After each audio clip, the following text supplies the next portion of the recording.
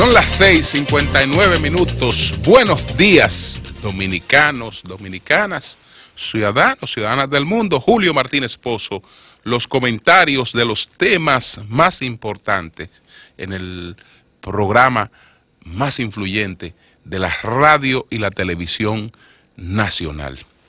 En este miércoles 8 de agosto, año 2018, buenos días a todo el equipo del Sol de la Mañana. Marilena Núñez, Oli Matos, Anibel Carrosario, Eury Cabral, José La Luz, Melton Pineda. Buenos días a Dona Mauri Saibar, a nuestro equipo de 5 a 7 de la mañana. Buenos días Humberto Paniagua, Andrés Martínez, Luis Ramírez.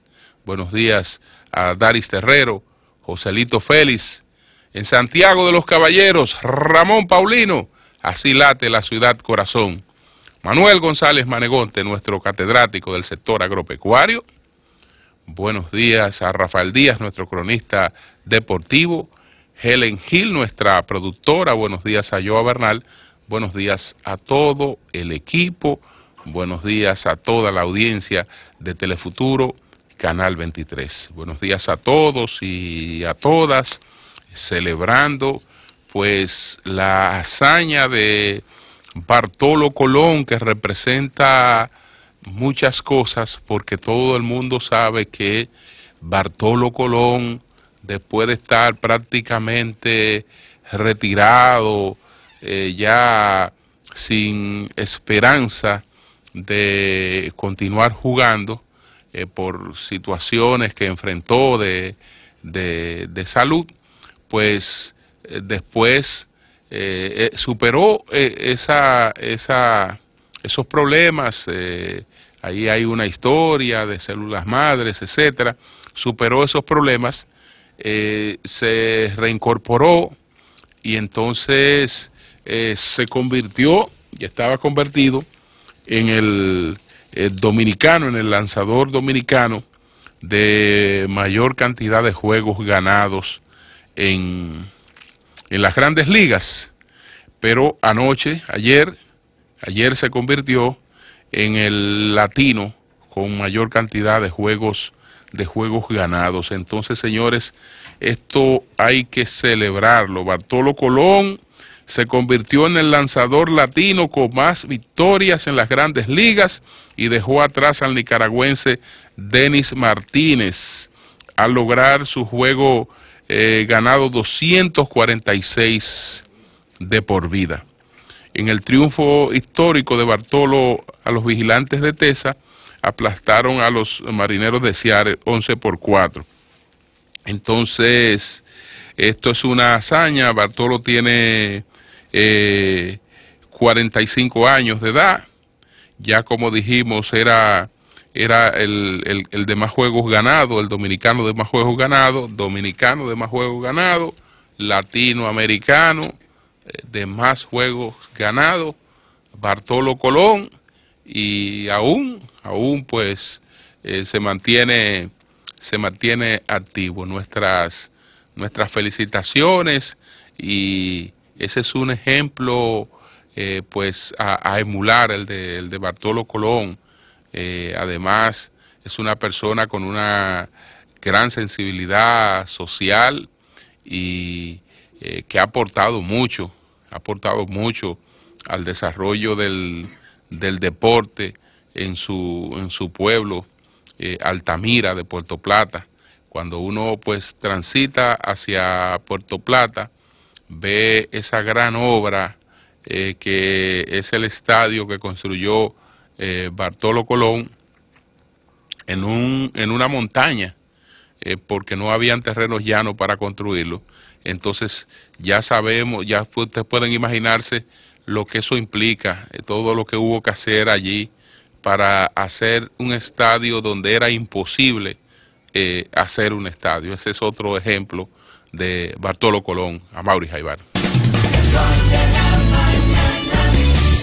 El sol de la mañana, el sol de la mañana. Bueno, ayer se inició el conocimiento de el juicio preliminar del caso Odebrecht. Y se presentaron los incidentes de dos de los que han sido acusados por el Ministerio Público, 2 de los 7, es decir, faltan todavía los incidentes de 5, pero se presentaron ayer 2 incidentes. Un incidente que lo presentó Víctor Díaz Rúa, su barra, y otro incidente presentado por la barra de defensa de Tommy Galán.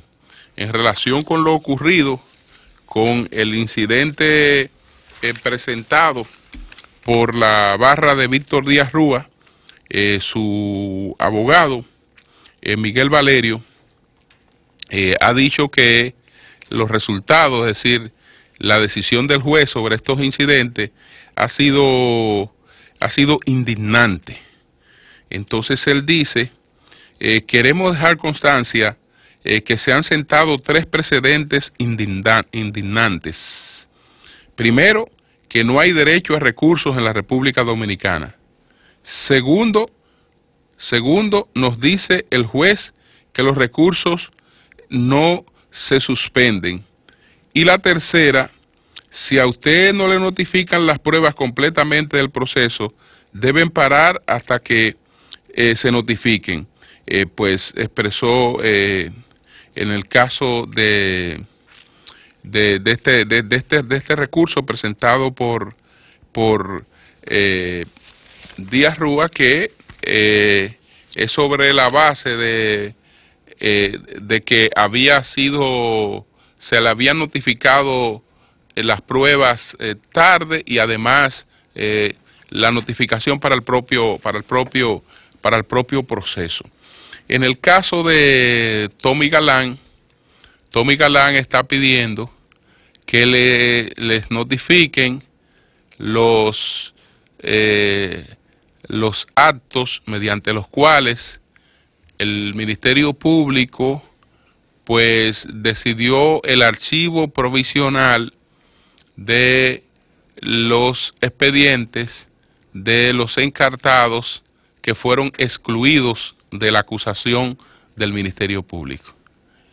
Entonces la defensa de Tommy Galán requiere pues esos actos por parte del Ministerio Público. Probablemente lo que buscan es demostrar que hay argumentos similares para excluir a los que fueron excluidos. Hay argumentos similares a lo que se están usando, contrarios, para mantener en el expediente a Tommy Galán. Y me parece que esa es la misma situación que está planteando Jesús Vázquez Martínez. No obstante, todavía no se han presentado estos incidentes que tienen que ver con Vázquez Martínez, que fuera secretario general del PRM hasta hace poco.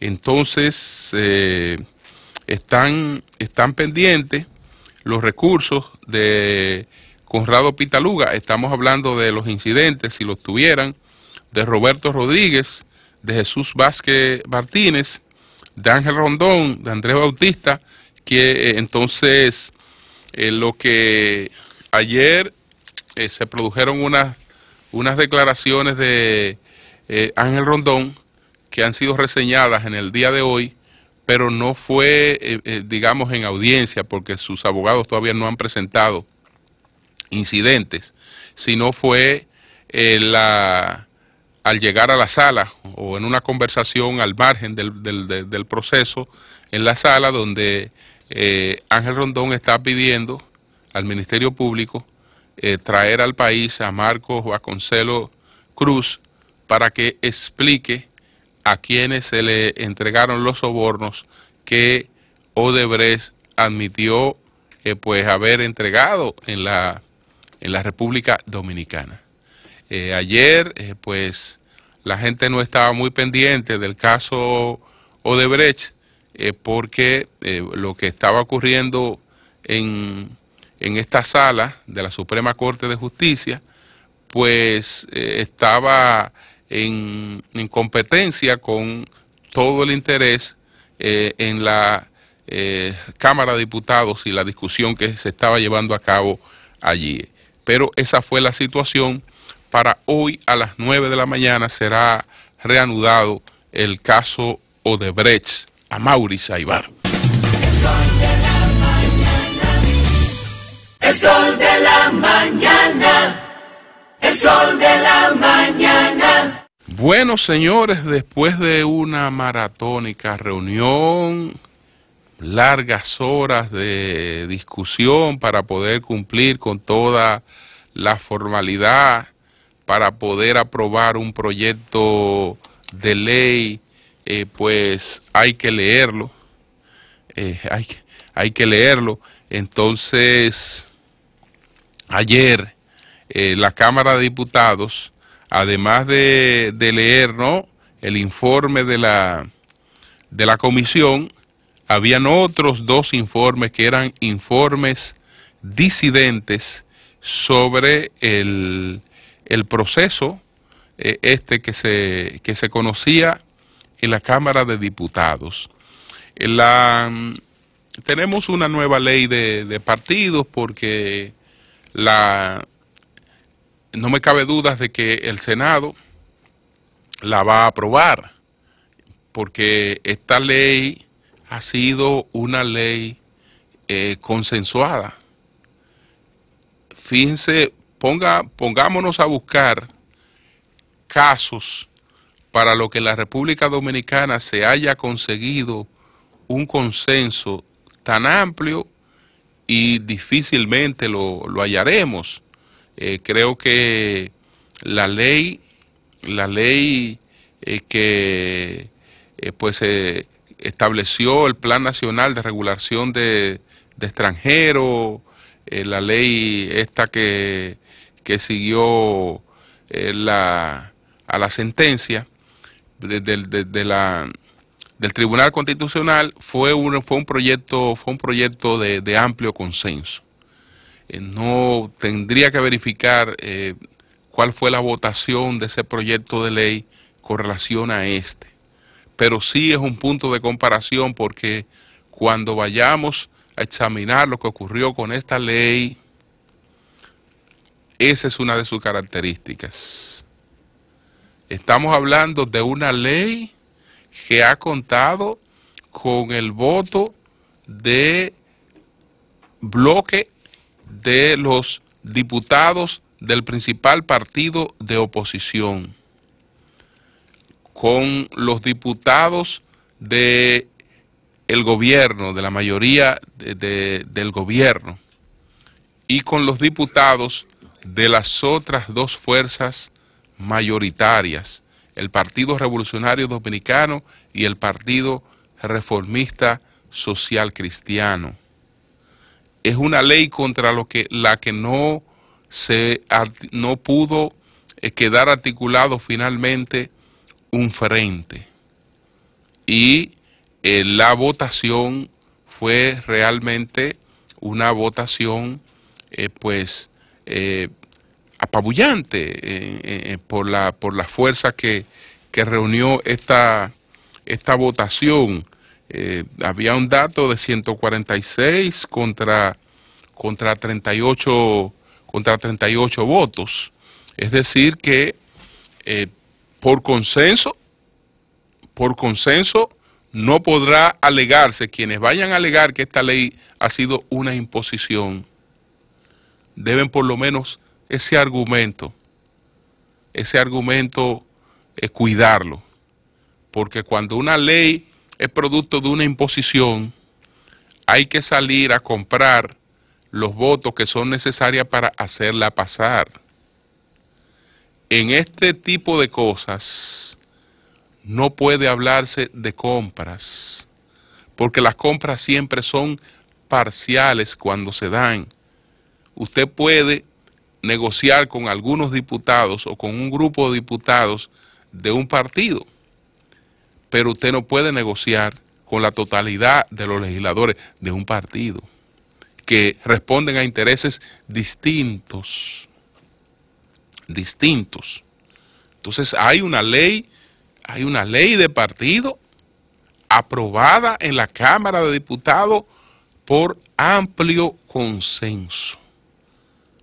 Esa es la realidad, independientemente de otras cosas de fondo que esto implique. Con relación a esa ley, quiero decir de manera pues responsable que la apoyo. La apoyo, aunque no hice, digamos, de este tema una campaña permanente, porque tampoco quería provocar o azuzar crisis dentro del principal partido de la República Dominicana. Pero el resultado, es decir, una ley, la apoyo, independientemente de que esa ley pues no contenga todo lo que pueda entenderse que debe contener una ley.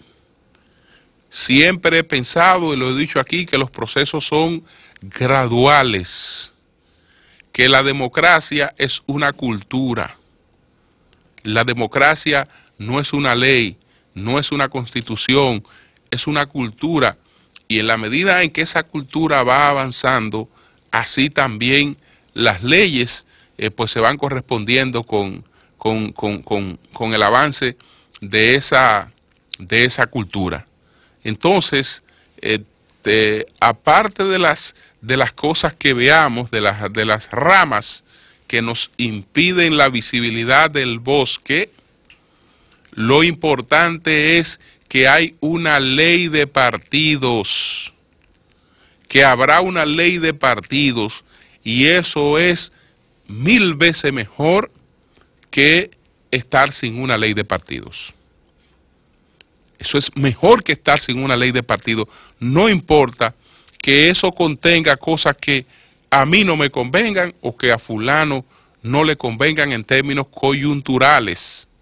Lo importante es que habrá una nueva ley de partidos. Los partidos, bueno, vamos a hablar de partidos y agrupaciones políticas, porque esta ley establece tres categorías. Están los partidos políticos, que desde luego son organizaciones de carácter nacional, con posibilidad de presentar candidaturas a todos los niveles, a nivel nacional. Entonces están las agrupaciones políticas. Las agrupaciones políticas pueden presentar candidaturas provinciales a nivel de la provincia e incluso de todos los municipios que correspondan a una provincia, porque el carácter de una agrupación política es provincial. Y están los movimientos políticos. Los movimientos políticos entonces son de carácter municipal. Pueden presentar candidaturas a los municipios, no así al Congreso, no así pues a la presidencia de la República, pero sí pueden presentar candidaturas presidenciales, lo que son los movimientos políticos. Entonces, artículo 37, artículo 32, fueron los únicos artículos de esta ley que crearon todo el revuelo que se ha creado, porque la ley no estaba paralizada por grandes contradicciones en otros aspectos. El aspecto que José Laluz ha considerado como más importante que el de financiamiento, ese no era el aspecto, lamentablemente, en base al cual estaba paralizado todo el debate y estaba paralizada esta ley. Esta ley estaba paralizada y estaba estancada por estos artículos que hablan de la modalidad para la escogencia de los candidatos a distintos niveles de los partidos, en que si esa modalidad es con el padrón de los partidos o si esa modalidad es con el padrón de la Junta Central Electoral. En principio, la intención, ante la desconfianza en el padrón de los partidos, la intención de la mayoría era que pues las primarias fueran simultáneas con el padrón de la Junta Central Electoral, pero hubo resistencia a ese tema.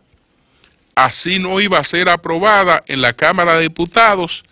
Inteligentemente el presidente Medina se percata de que ese proyecto, tal y como fue aprobado en el Senado, no iba a ser aprobado en la Cámara de Diputados, y entonces envía una carta a los presidentes de ambas cámaras, solicitando que se busque consenso para que esta ley no quede estancada. Y desde luego, cuando usted está planteando consenso, usted está planteando en ceder. Y entonces los que eran partidarios de las primarias simultáneas con el padrón de la Junta Central Electoral ceden y dejan eso a voluntad de cada partido. Ahora, el problema es que en el caso, por ejemplo, del expresidente Fernández y sus seguidores, entonces tampoco quieren que esto estuviera a cargo de los partidos políticos, y menos aún de la cúpula de los partidos políticos, porque de todas maneras en el PLD puede imponerse el criterio de que las primarias sean abiertas y con el padrón de la Junta Central Electoral. Entonces habría sido nadar mucho para morir en la orilla. Es decir, que lo único que se habría logrado con oponerse a las primarias abiertas con el padrón de la Junta Central Electoral es que la oposición no esté obligada a hacerlo. Porque para los fines del Partido de Liberación Dominicana podría ser igual. Hay otro argumento que tal vez ahora tome vigencia, porque hay un planteamiento en los estatutos del PLD con relación a ese tema, que es un alegato que ahora puede prosperar, ahora puede progresar ese alegato. Eso era lo que tenía detenida esta ley, que todos los sectores, señores, insistían en que era imprescindible. Ustedes recuerdan que después de las últimas elecciones, en el almuerzo de la Cámara Americana de Comercio, que fue invitado Papo Blanco, que era entonces el presidente del CONET, pocos días después del proceso, lo que se planteó como una urgencia era que este país no podía celebrar unas nuevas elecciones sin una ley de partido y sin una ley del régimen electoral. Entonces, íbamos a permitir, o debimos permitir, que pudiendo tener esa ley no se diera, esa ley no existiera. No, yo creo que es correcto, que esa ley realmente se haya aprobado, y ahora vamos a estudiar esa ley, vamos a verla con detenimiento en algunos aspectos. Por ejemplo, la ley plantea la afiliación exclusiva, que aquí la gente milita en varios partidos. La ley plantea la afiliación exclusiva. Ningún ciudadano podrá estar afiliado a más de un partido, agrupación o movimiento político. Al afiliarse a otro partido, agrupación o movimiento político, se renuncia inmediatamente a la afiliación anterior. Ahí hay un aspecto un poco contradictorio, porque una agrupación, un movimiento político no tiene carácter nacional. Un movimiento político no tiene carácter nacional. Entonces hay una persona que en un municipio puede apoyar un movimiento que ha creado el doctor fulano de tal, porque es el médico más prestigioso de la comunidad, pues es una persona que tiene una gran labor social, todo el mundo lo quiere, se ha creado hasta un movimiento comunitario para apoyarlo. Entonces, esa persona le apoya. Ahora, esa persona ahora está impedida de militar en la política nacional. Entonces, ese aspecto yo siempre lo vi como un aspecto que había que tomarlo en cuenta. Pero bueno, señores, tenemos la ley.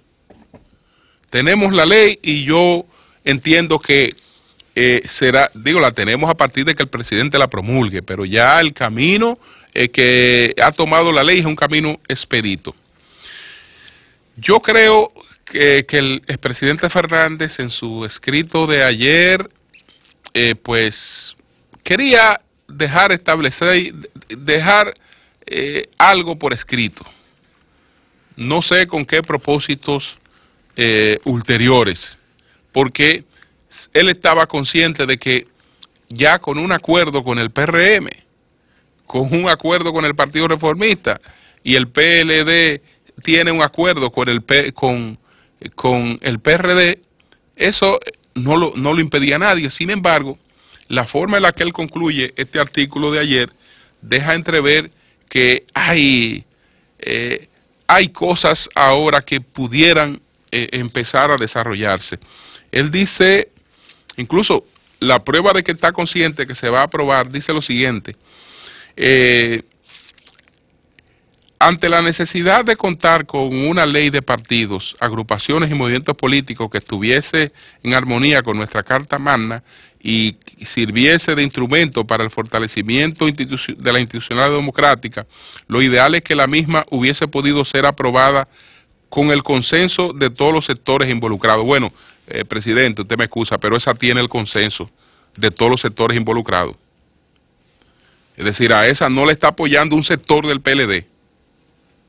Pero difícilmente usted se va a encontrar una propuesta de ley que tenga más consenso con los sectores involucrados, porque todos los otros sectores involucrados la están apoyando. Entonces, dice finalmente, desafortunadamente no será así, pero aún confiamos que los integrantes de la Cámara de Diputados tendrán suficiente capacidad de discernimiento para impedir que intereses ocultos de corto plazo provoquen la extinción del sistema de partidos y la muerte de la democracia. Es decir, que hace pensar al presidente Fernández que con lo que ocurrió ayer en la Cámara de Diputados se va a provocar la extinción del sistema de partidos y la muerte de la democracia. Yo creo que realmente ahí hay una sentencia muy dramática a Mauri Jaibar. El sol de la mañana, el sol de la mañana. Bueno, señores, saludar la inauguración de la línea B del metro de Santo Domingo, que permitirá a más de 800,000 usuarios tener esta opción de transporte. Y estas líneas complementarias hacen aún más eficiente el servicio del metro, porque ya es, en principio, aún con toda su modernidad, y así tienen que ser las cosas en principio, y por lo tanto, si no había al principio, no habían las líneas añadidas, y si no habían las líneas añadidas, no hay una mayor eficiencia del metro, pero ahora, pues esto da la oportunidad a muchas personas de Santo Domingo Este de venir hacia sus universidades, de venir hacia sus trabajos con mayor eficiencia. Recordemos que esta línea va desde el puente de la 17 hasta Megacentro. Entonces esto pudiéramos decir que beneficia más a la gente que está en esa área, pero la gente que está hacia el área de Sabana Perdida, ya por Santo Domingo Norte, entonces tienen el beneficio del teleférico, y ambos confluyen, ambas confluyen prácticamente en el mismo lugar. Es decir, estamos hablando de sistemas de integración de transporte. Entonces esto es un acontecimiento, importante. Esto es realmente redistribución de riqueza. Esto es combate a la pobreza. La pobreza no se combate solamente llevándole una funda de pan y de comida a la gente, o llevándole algo para mejorar su vivienda, etcétera. No. La pobreza es con oportunidades, y esas cosas lo que contribuyen es a dar más oportunidades. El que se queda sentado en su casa, se queda sentado en su casa porque quiere. Porque estamos hablando de una sociedad en la que cada día están surgiendo más oportunidades para que usted salga a buscar y a hacer esas oportunidades. De movilizarse, de estudiar, de hacer lo que fuere. Entonces, eso realmente es muy plausible, y esperamos que pueda operar con éxito, que nos vayamos también acostumbrando a esta cultura.